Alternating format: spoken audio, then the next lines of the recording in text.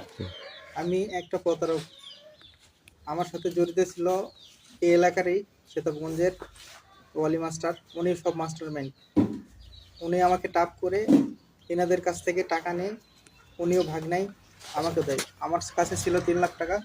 3 লাখ টাকা ওনারাই যায় ওখানে ঢাকায় হোটেলে, বারে, মানে বিভিন্ন পর্যায়ে আমার কাছ থেকে টাকা নিয়ে খরচ করে আমাকে বিপদে ফেলায়। এখন আমি সীতাবগঞ্জ আটকা পড়ে আছি। আর যে ভাইয়ের কাছে আসছি সেই ভাই আমার আগে থেকে পরিচিত ছিল, সে ভাইয়ের কোনো দোষ নাই।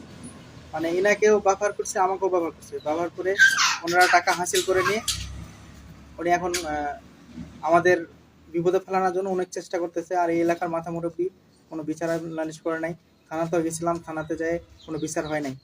অতএব উনি থানাতে জিজ্ঞেস করে যে আমাকে কোথায় রাখবে। আমি তো আর চিটার, আমি প্রতারক, আমি স্বীকার করতেছি, কিন্তু আমাকে দিয়ে ব্যবহার করছে।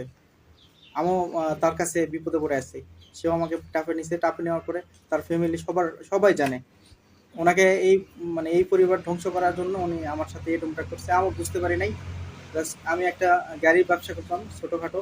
আমি বিদেশ ব্যাপারে কিছুই জানতাম না, কাগজপাতি সম্পর্কে কিছুও জানতাম না। এখন আমি সুষ্ঠু বিচার চাই, আমারও বিচার হোক, আমার সাথে যারা জড়িত আছে তাদের সবারই বিচার হোক। আসসালামু আলাইকুম। আমার নাম একরামুল হক আকরু। আমার বাড়ি সেতাবগঞ্জ চোদপুর মোড়ে। আমি এই ভাইয়ের সঙ্গে আমার পরিচয় হয় গাড়ির ব্যবসার খাতিরে পার্বতীপুর স্টেশনে।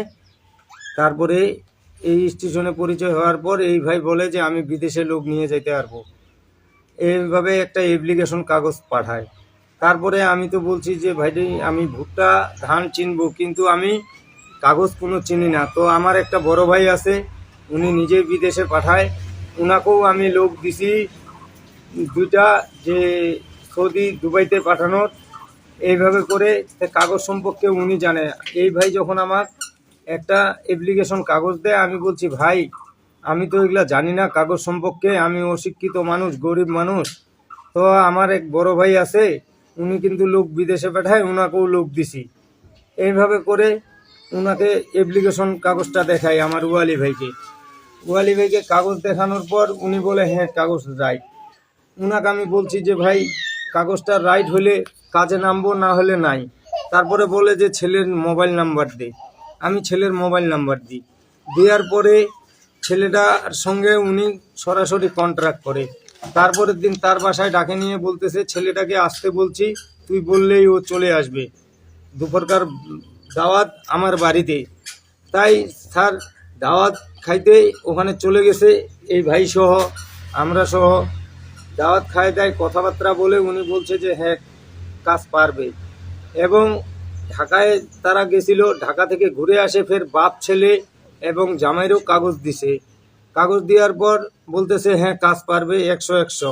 আমার সঙ্গে এক শেয়ার পার্টনার ছিল গৌতম ঠাকুর নাম, সেই ছেলেকেও আমি, আমার সঙ্গে যখন থাকে ও বলতেছে যে আমিও বিদেশে যাবে ভালো। এই ওয়ালি ভাইয়ের কাছে বুঝতে গেছি, উনি বলছে হ্যাঁ 100-100 কাজ পারবে। আমি আমেরিকায় কাগজ দিয়ে পাঠাইছি, এই দিয়ে পাঠাইছি, হ্যাঁ পারবে। না হয় বাপ ছেলের কাগজ দিতাম। তারপরে ওরা এমনও হয়েছে যে মসজিদে মনে হয় মিলাদ দিছে, এলাকায় আপনারা আসে শুনিয়েন। তাই এই এলাকার যে মুরব্বীগণগুলো আছে বসছিলাম, তারা কোনো বিচার সুরা দিতে পারে নাই। থানায় ডাকছে, থানায় আমি আসামি নিয়ে প্রেজেন্ট হয়েছি।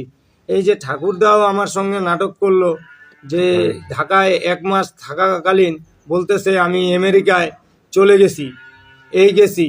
কিন্তু ঠাকুরকে এই প্রতারক বলতেছে আমি বান্ধব রাখি নাই, এটা প্লেন একটা। আমরা ঠাকুর ছাড়া ছিল। ভাই ঠাকুরকে ডাকেন। এই ছেলেকে লাস্টে এইদিকে এলাকায় উঠে যে ঠাকুর গুম হয়ে গেছে, হয়ে গেছে।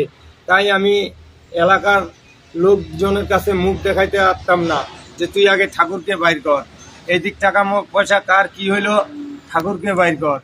তারপরে তখন ঠাকুরকে তখন এই ছেলেকে আবার অন্য টোপ দিয়ে এই ছেলেকে নিয়ে আসে একে হাতে পায়ে। লাস্টে তখন ঠাকুরকে আমি করি, ঠাকুরকে নিয়ে আসি। এই ছেলে বলতেছে ঢাকায় আছে। এই নিয়ে আসার পর আমার এখানে আসছে। তারপরের দিন মিটিং হবে, বিচার হবে, এই কথাবার্তা বলে যারা যারা টাকা দিয়েছিল এই প্রতারককে, তারাও আসছিল। কিন্তু ওয়ালি মাস্টার এখানে আসে নাই, অথচ নানান জায়গায় নালিশ সালিশ যে আমাকে টাকা দিছে এই দিছে।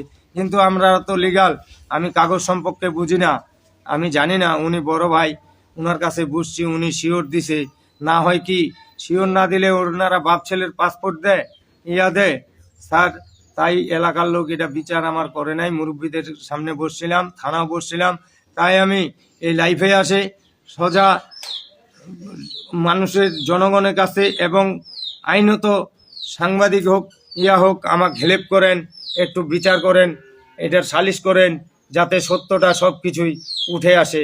আমি অপরাধী হলে আমারও জেল হবে না ফাঁসি হবে, আমি আইনগত মাথা পাতে নিব। আপনারা বিষয়টা দেখেন, আমার পিছনে লোক নাই, আমি নিঃস্ব হয়ে গেছি এই টাকা দিতে দিতে। এগুলার পিছনে ছাগল ছেলি বেচে টেচে আমার কোনো নাই যে আমি কোর্টে যাব, কাছারিতে যাব, আমি যে ভাত খাবো সেটাও নাই।